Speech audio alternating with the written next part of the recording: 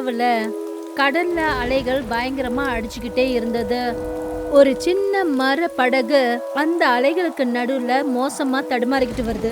ராகவ் அவனுடைய படகை எப்படியாவது சமாளிக்க முயற்சி பண்ணிட்டு இருக்கான். மழை பெய்யறதுனால அவனுடைய துணிமணி எல்லாம் நனைஞ்சு போச்சு. அப்புறம் அவன் பார்க்கறதுக்கு ரொம்ப சோர்ந்து போய் இருக்கான். பலத்த காற்றுக்கு நடுவுல அவன் பாய்மரத்தை நல்லா கெட்டியா பிடிச்சுக்கிட்டான், படகு கவுந்துடக்கூடாதுன்னு. ஆனா புயல் இப்ப கூட நிக்கிற மாதிரி கொஞ்சம் கூட தெரியல. ஐயோ கடவுளே, என்ன காப்பாத்து! இந்த புயல் என்ன கொன்னுடும் போல இருக்கு. என்னுடைய படகு உடைஞ்சு போயிட்டு இருக்கு. அப்பதான் ஒரு பெரிய அலை வந்து அந்த படகு மேல மோதுச்சு.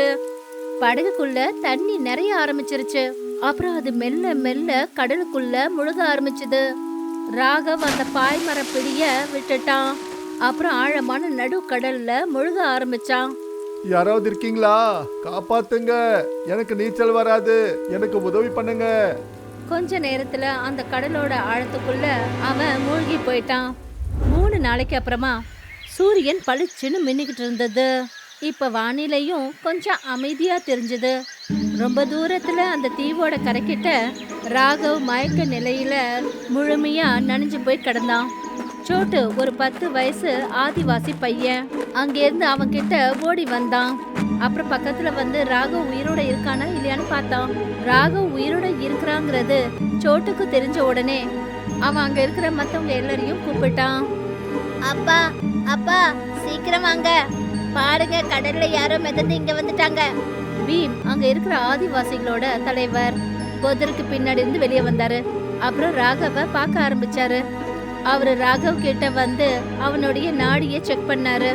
இவரு உயிரோடு இருக்காரு சோட்டு, ஆனா இவரு பாக்கறதுக்கு நம்மள மாதிரி இல்ல. இவரு வெளி உலகத்துக்கு சேர்ந்த மனுஷன் போல இருக்கு. புயல் இங்க இவரை அடிச்சிட்டு வந்து விட்டுடுச்சு. அப்பா, இவரோட உடை என்ன இவ்வளவு விசித்திரமா இருக்கு? இவரு நமக்கு பாதிப்பை ஏற்படுத்துவாரா? இல்ல, இவரு ரொம்ப பலவீனமா இருக்காரு. நாம ஆதிவாசிங்க, இப்படி திசை தெரியாம வந்தவங்கள நாம சாவு விடக்கூடாது. இவரை நாம நம்ம கிராமத்துக்கு கூட்டிட்டு போவோம். பீம் ராகவ தன்னுடைய தோல்ல தூக்கி போட்டுக்கிட்டாரு. அப்புறம் அந்த தீவுல இருக்கிற அவங்க கிராமத்தை நோக்கி போக ஆரம்பிச்சாரு. சோட்டுவும் அவர் கூட அவர் பின்னாடியே நடந்து போனான். 1 வாரம் கடந்துடுச்சு. ராகவ் களிமண் அப்புறமா மூங்கிலால கட்டப்பட்ட ஆதிவாசியோட குடிசையில ஓய்வு எடுத்துட்டு இருக்கான். சோமா அந்த இடத்துல அவனை கவனிச்சுக்கிட்டு இருந்தாங்க. அப்புறம் அவனுக்கு வைத்தியம் பார்த்துக்கிட்டு இருந்தாங்க.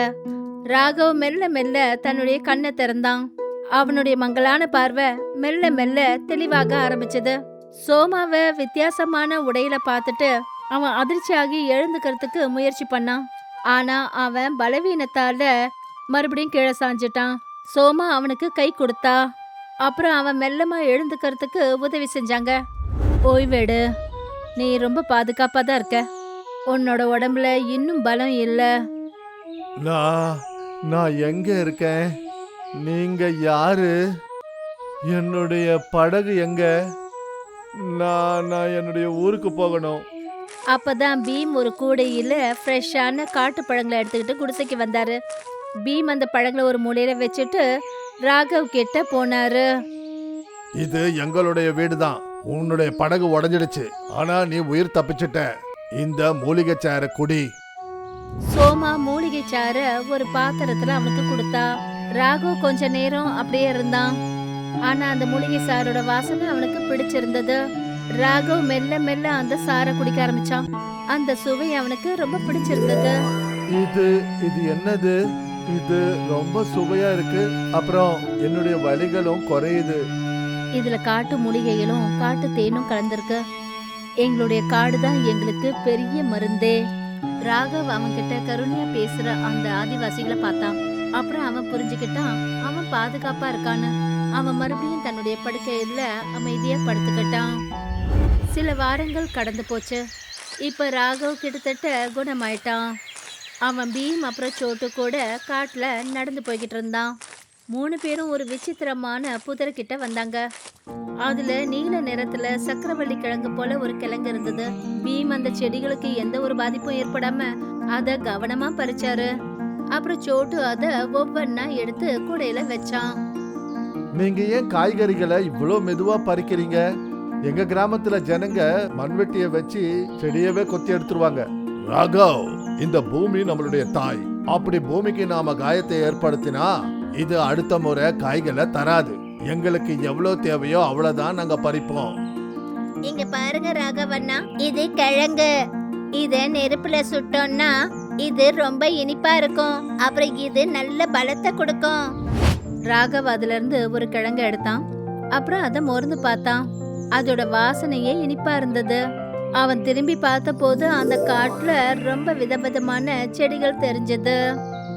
நாங்க எங்க கிராமத்துல நிறைய உரம் மருந்தெல்லாம் அடிக்கிறோம். ஆனா உணவுல இந்த மாதிரி வாசனை இருக்காது. உங்க காடு ஒரு பொக்கிஷம். நீங்க பேராசைப்படாத வரைக்கும் காடு பொக்கிஷமா தான் இருக்கும். சரி வா, இன்னைக்கு காட்டோட சமையலை எப்படி செய்யறதுன்னு உனக்கு கத்து கொடுக்கறோம். அவங்க 3 பேரும் முன்னாடி நடந்து போனாங்க. அப்புறம் அவங்களோட கூடையில நிறைய பழங்களும் நிறைய காய்கறிகளையும் எடுத்துக்கிட்டாங்க. ராத்திரி சோமா அந்த கிராமத்துக்கு நடுவுல வெட்ட வெளியில சமைக்கிறதுக்கு ஏற்பாடு பண்ணிட்டு இருந்தா. சோமா பறிச்சு வந்த நீலக்கிழங்க பானையில இருக்கிற தண்ணியில கழுவினா. அப்புறம் அத துண்டாக்கினா. அப்புறம் சின்ன சின்ன துண்டா கட் பண்ணா. அவ அதுல எண்ணெய் சேர்க்காம காட்டு மசாலாக்கள் அப்புறம் சிகப்பு பழத்தோட சார கலந்தா. ராகவ் இது எல்லாத்தையும் பார்த்துட்டு இருந்தான். சோமா மேடம், நீங்க எண்ணெயே ஊத்தாம சமைக்கிறீங்க. எங்களோட இடத்துல எண்ணெய் ஊத்தாம எந்த சமையலையும் செய்ய மாட்டாங்க. எதுக்காக என்ன அவசியம்? இத நாம பச்சை மூங்கில்ல போட்டு நெருப்புல வச்சோம்னா மூங்கில்ல இருக்கிற தண்ணீர் இதுக்கு சுவையை சேர்க்கும். சோமா மசாலா சேர்த்த அந்த காய்கறிய மூங்கில்ல நிறைச்சா. அவ அத இலையால மூடி அதை எரிஞ்சிட்டு இருக்கிற கறி அடுப்பு மேல வச்சா. கொஞ்ச நேரத்துல அதுல ஒரு இனிமையான வாசனை வர ஆரம்பிச்சது. வாசனை வந்துடுச்சு ராகவண்ண, இப்ப நீங்க உங்க விரல கூட விட மாட்டீங்க, அதையே சுவைச்சு சாப்பிடுவீங்க. சோமா துணிய பிடிச்சு அந்த மூங்கில கவனமா எடுத்தா. அப்புறம் அத கத்தியால திறந்தா. அப்புறம் அந்த சமைச்ச உணவை இலையில போட்டா. ராகவ் அதுல இருந்து பெரிய துண்டை எடுத்தான். அப்புறம் அவனோட முகத்துல உடனே சந்தோஷம் வந்தது. இது உண்மையிலேயே ரொம்ப அற்புதமா இருக்கு. என் வாழ்நாள்ல இது மாதிரி சுவையை இது வரைக்கும் சாப்பிட்டதே இல்ல. இது இயற்கை கொடுக்கிற தன்னுடைய சுவை ராகவ். ராகவ் அந்த உணவை பார்த்தான். அவன் மனசுல ஒரு புது எண்ணம் அவனுக்கு தோண ஆரம்பிச்சது. இந்த பயணம் கொஞ்சம் நீளமா இருந்தது. அதுக்கப்புறம் அன்னையில இருந்து 5 வருஷத்துக்கு அப்புறமா கடற்கரை கிட்ட மூங்கில் அப்புறம் களிமண் சுவரால கட்டப்பட்ட ஒரு சின்ன டாபா அங்க இருந்தது. இடம் அமைதியாகவும் நல்ல காற்றுள்ள இடமாவும் இருந்தது. டாபாவோட நுழைவாசல்ல இலையால செய்யப்பட்ட ஒரு போர்டு போட்டு இருந்தது. இந்த டாபாவை நடத்திட்டு வர்றது ராகவ் தான். இப்ப அவனுடைய வயசு கொஞ்சம் அதிகமா தெரிஞ்சது. அப்புறம் காட்டு பழங்கள் அப்புறம் காய்கறிகளால கிராமத்து உணவை சமைச்சுக்கிட்டு இருந்தான். சோட்டு, கேபிள் நம்பர் 3ல இன்னும் கொஞ்சம் காட்டு தேனும் மூங்கில் காந்தாசை எடுத்துட்டு போ. சீக்கிரம் ஆகட்டும். இத வந்துட்டேன் ராகவண்ணா. எல்லாரும் நீங்க கொடுக்கிற பழச்சாருக்கு அப்படியே மயங்கி போயிட்டாங்க போங்க. சோட்டு இப்போ பெரியவனா வளர்ந்துட்டான். அப்புறம் ராகவுக்கு எல்லா வேலையிலயும் உதவி செஞ்சுட்டு இருந்தான். மக்கள் அந்த தாபாவில் உட்காந்து ஒரு சுவையான சாப்பாட்டை சாப்பிட்டு ஆனந்தமா இருந்தாங்க. அப்பதான் அங்க பீம் வந்தாரு.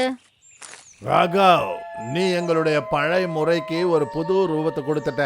இந்த மாதிரி எல்லாம் நடக்கும்னு நாங்க கொஞ்சம் கூட நினைக்கவே இல்லை. பீமையா, இதெல்லாம் உங்களுடைய கருணை தான். இந்த காடு எனக்கு ஒரு புது வாழ்க்கையை கொடுத்துருக்கு. இந்த டாபா, இந்த அன்னை பூமிக்கு என்னுடைய சின்ன நன்றி. சூழல் ரொம்ப அமைதியா இருந்தது. இயற்கை உணவோட வாசனை, அப்புறம் அங்க மக்கள் சந்தோஷமா நிறைஞ்சிருக்கிற சூழல். ராகவ், பீம் அப்புறம் சோட்டு இதே சந்தோஷத்தோட பார்த்தாங்க. அதுக்கப்புறம் ஒரு நாள் அந்த தீவோட கரைக்கிட்ட ஒரு மோட்டார் போட் வந்தது. கபீர் பார்க்கறதுக்கு ரொம்ப புத்திசாலியா தெரிகிற ஒரு இளைஞன் போட்டை விட்டு இறங்கினாரு. அவரை தொடர்ந்து ஒரு கேமராமேனும் கீழே இறங்கினாரு. கபீர் சிரிச்சுக்கிட்டே அக்கம் பக்கம் சுத்தி பார்த்தாரு. அப்புறம் கேமராவுக்கு முன்னாடி ரிப்போர்ட்டிங்க ஆரம்பிச்சாரு. நண்பர்களே, 5 வருஷத்துக்கு முன்னாடி ஒரு மீனவன் புயல்ல காணாம போயிட்டாரு. எல்லாரும் நினைச்சாங்க அவர் செத்து போயிட்டாருன்னு. ஆனா கொஞ்ச நாளைக்கு முன்னாடி தான் ஒரு கடல் படகு இந்த தெரியாத ஒரு குலாபி தீவுல ஒரு டாபாவை பார்த்தாங்க. என்ன, ராகவ் உயிரோடு இருக்காரா? வாங்க போய் பார்ப்போம். கபீரும் கேமராமேனும் அந்த டாபாவை நோக்கி வர ஆரம்பிச்சாங்க. ஆனா போற வழியில அவங்க சோட்டுவை சந்திச்சாங்க.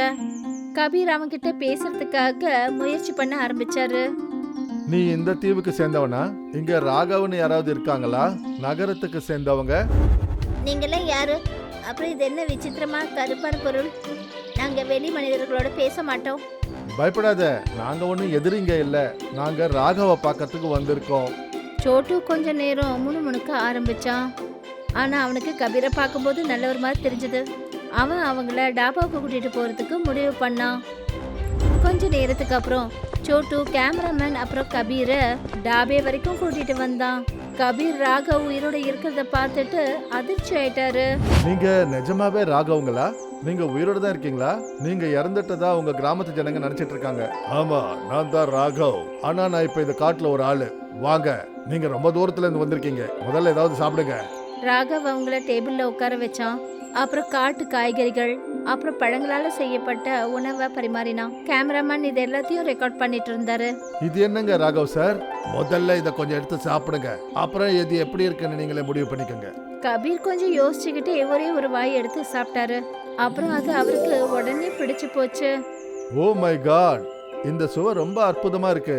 இதுல ஒரு விசித்திரமான ஃப்ரெஷ்னஸ் இருக்கு. ராகவ் கிச்சன் கதவு கிட்ட நின்னுட்டு இருந்த பீமா அப்புறம் சோமாவை பார்த்தான்.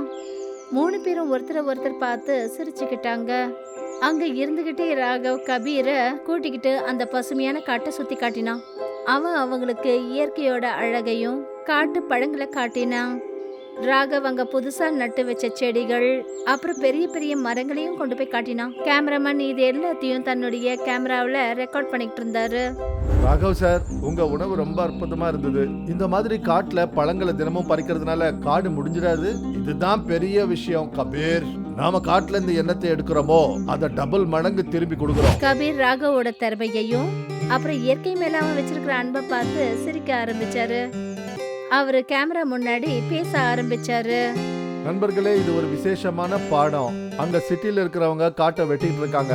இங்க ஆதிவாசி சமூகம் ராகவும் சேர்ந்து இயற்கையை இன்னும் உயிரூட்டம் இருக்கிறதா மாத்திட்டு இருக்காங்க. கேமராமேன் அந்த காட்டையே சுத்தி வீடியோ எடுத்தாரு. அப்புறம் வெவ்வேறு பழங்கள் காய்கறிகள் எல்லாத்தையும் ரெக்கார்ட் பண்ணாரு. கொஞ்ச நாள் அவங்க அங்க தங்கினதுக்கு அப்புறமா கபீர் ஆதிவாசியோட டாபாவுக்கு முன்னாடி நின்னுட்டு இருந்தாரு. நண்பர்களே, இதுதான் ஆதிவாசி டாபாவோட கதை. இது வெறும் ஒரு டாபாவோட கதை இல்ல. இது நமக்கு கிடைச்ச ஒரு பாடம். எப்படி நாம இயற்கைக்கு எந்த ஒரு பாதிப்பும் விளைவிக்காம நல்ல வாழ்க்கை வாழ்றதுன்றது. ராகவ் இனிமே திரும்பி நகரத்துக்கு வரமாட்டாரு. ஏன்னா அவருக்கு உண்மையான குடும்பமும் சந்தோஷமும் இங்க அவருக்கு கிடைச்சிடுச்சு. கபீர் ராகவ திரும்பி பார்த்தாரு. உங்களுக்கு ரொம்ப ரொம்ப நன்றி ராகவ் சார், எங்களுக்கு இந்த பாதையை காட்டினதுக்கு. உங்களுக்கும் எங்களுடைய நன்றி. இந்த உலகத்துக்கு ஒண்ணு சொல்லுங்க, காட்டை காப்பாத்த சொல்லுங்க. காடு நம்மள என்னைக்கும் பசியோட சாக விடாது. கபீர் சரின்னு தலையை அசைச்சாரு. இதுக்கு அப்புறமா கேமராமேன் தன்னுடைய ரெக்கார்டிங்க நிறுத்தினாரு. கபீரும் கேமராமேனும் அவங்களுடைய போட்டை எடுத்துக்கிட்டு அந்த தீவை விட்டு போனாங்க. ராகவ் ஆதிவாசி சமூகத்தோட சேர்ந்து அங்க அதே தீவுல இருந்தாரு. தன்னோட மண்ணோட சேர்ந்த ஆதிவாசி டாபாவை நடத்திக்கிட்டு வராரு. கதை இங்கேயே முடிவடையுது. இன்னையோட பொழுது கிராம மார்க்கெட்ல ஆரம்பிச்சது. ரோஷன் தன்னுடைய லிட்டி சோக்கா கடையில உட்கார்ந்துருக்காரு. இன்னைக்கு அவர் பார்க்க ரொம்ப கவலையா இருக்காரு. அவருடைய நிலக்கரி அடுப்புல கூட நெருப்ப காணோம். ஜனங்க அந்த பக்கமா போறாங்க. நெருப்பு இல்லாத நிலக்கரி அடுப்பை பார்த்ததும் அதை கண்டுங்கானாம முன்னாடி நடந்து போறாங்க. ஐயோ கடவுளே, இன்னைக்கு 3வது நாள். நிலக்கரியோட விலை அதிகமாயிடுச்சு. அதை என்னால வாங்க கூட முடியல. நெருப்பு டனல் இல்லாம நான் எப்படி லிட்டி பண்ணுவேன்?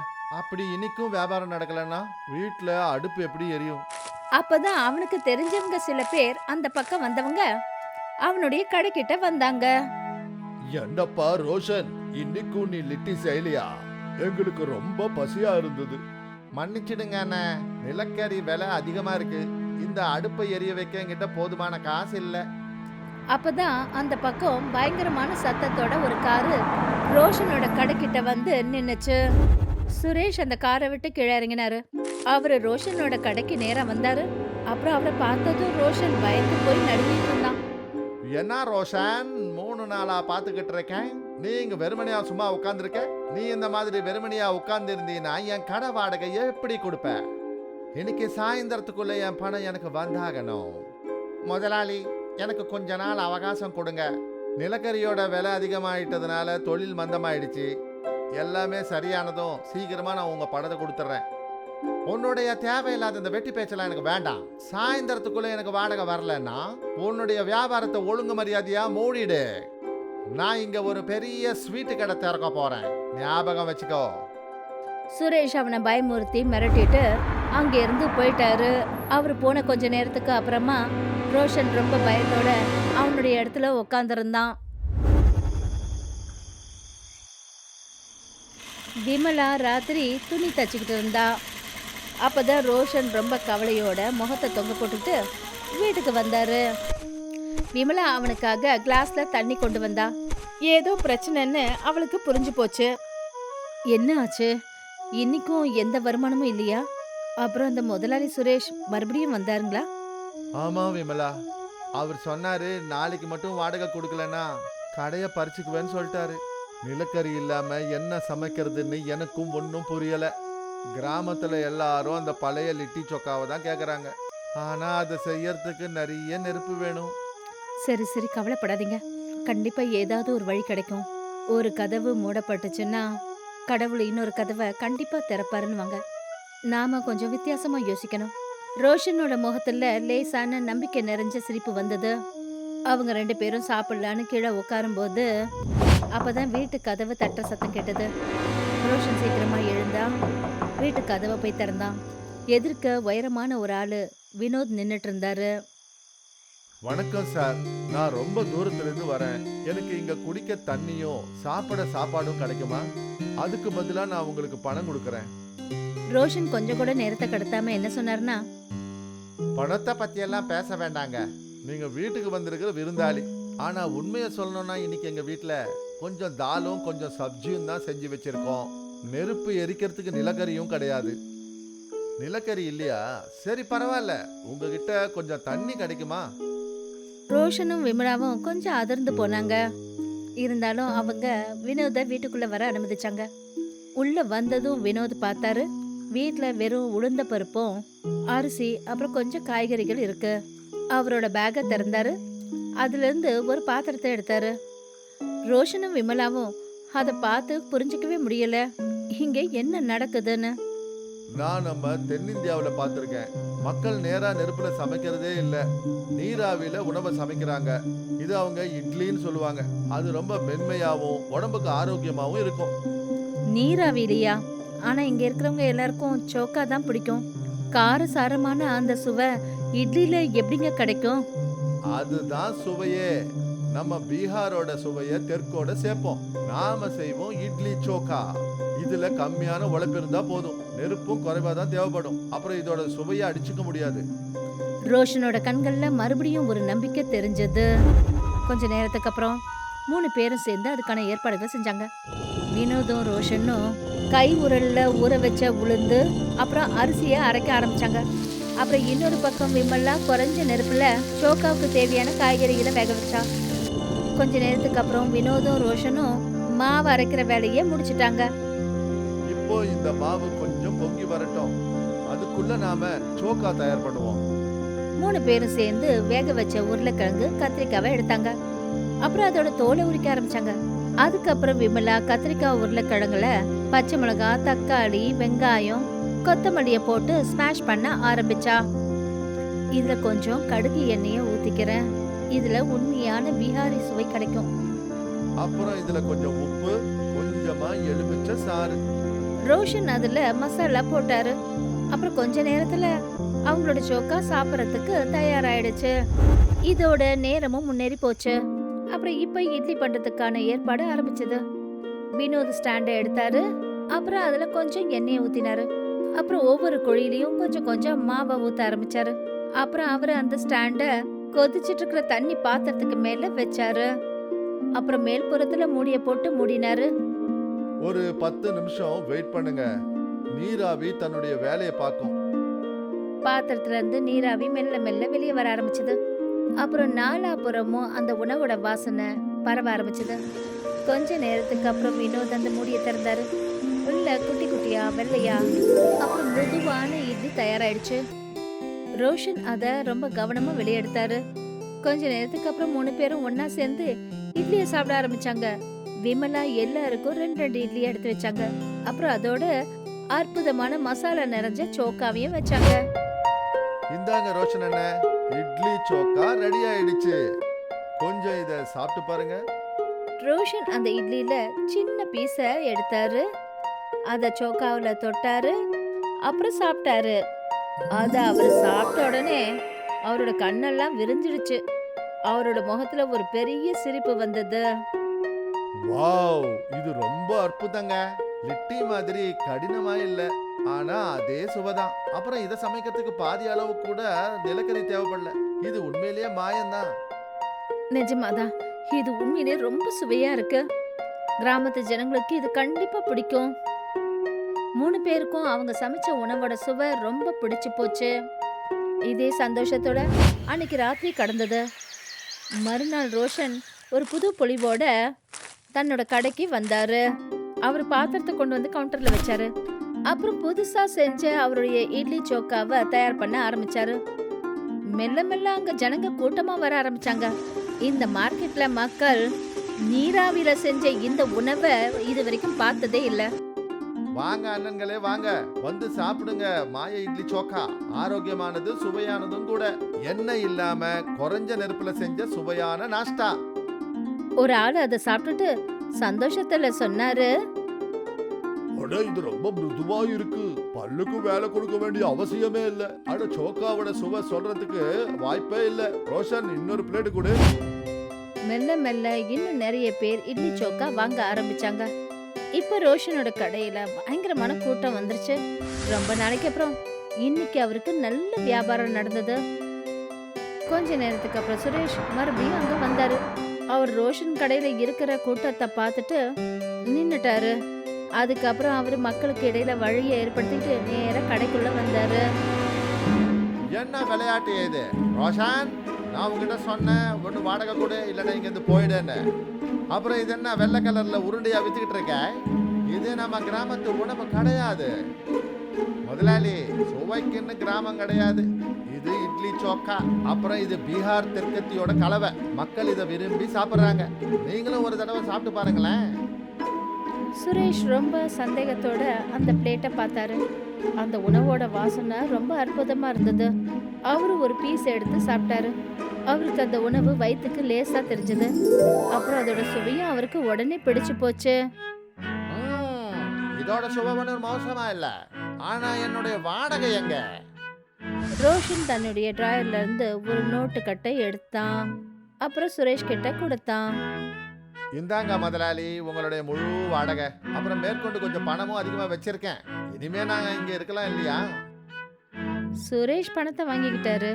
அப்புறம் ஒரு பக்கம் சந்தோஷமா இருக்கிற அந்த கூட்டத்தை பார்த்தாரு. அப்புறம் ரோஷனை பார்த்தாரு.